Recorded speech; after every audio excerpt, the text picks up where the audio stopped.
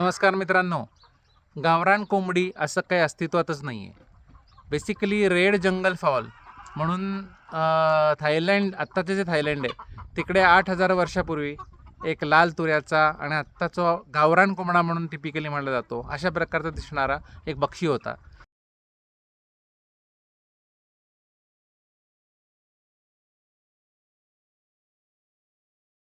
जो फार जास्त अंडी द्यायचा. अशा प्रकारच्या पक्ष्यांना ब्रीड केलं. नंतर श्रीलंकन जंगल फॉल, ग्रे जंगल फॉल आणि ग्रीन जंगल फॉल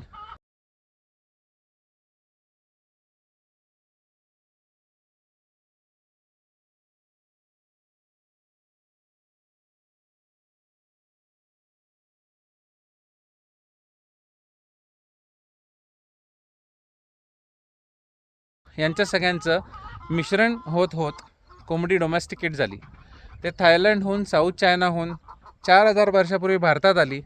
त्यानंतर तुतेनखामेन म्हणजे इजिप्त आणि याच्या इथे गेली आणि नंतर इजिप्त, नंतर युरोपात, नंतर अमेरिकेत त्याबरोबर गेली आणि कॉम्बिनेशन्स आणि जाती निर्माण झाल्या.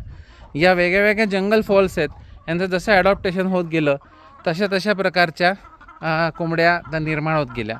बेसिकली जी कुठली कोंबडी बंदिस्त नाही आहे, फिरते, मजा करते, दाणे टिपते आणि आपलं फूड शोधू शकते, खाते आणि भरपूर हालचाल केल्यामुळे सशक्त असते, अशा सगळ्या कोंबड्या या गावरान कोंबड्या अशा समजाव्यात.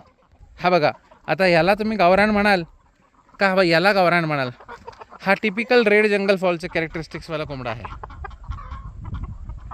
का? याला गावरान म्हणाल. हे बघा, हा त्याचाच बाप आहे. ह्याच्या बघा कॅरेक्टरिस्टिक्स बघा.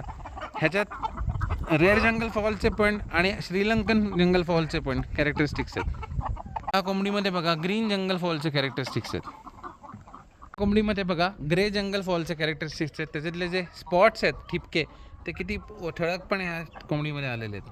त्यामध्ये जसे आंतरजातीय विवाह झाले, तुम्ही सांगू शकता का की टिपिकल प्युअर गावरान माणूस आहे का? तसंच प्युअर गावरान कोंबडी असं काय अस्तित्वात नाही आहे. माणसातले जसे जसे आंतरजातीय विवाहानंतर जसे जसे कॅरेक्टरिस्टिक बदलत गेले, तशाच प्रकारचे कोंबड्यांचे कॅरेक्टरिस्टिक बदलत गेलेत. हे लक्षात ठेवा. मोकळी फिरणारी सशक्त कोंबडी, जिची अंडी पूर्णपणे पांढरी नाही आहेत, अशांना लोक गावरान म्हणून पाळतात. माझ्याकडे लोकल अगदी घेतलेल्या कोंबड्या पण आहेत, माझ्याकडे कावेरी कोंबड्या पण आहेत, माझ्याकडे कडकनाथ कोंबड्या पण आहेत.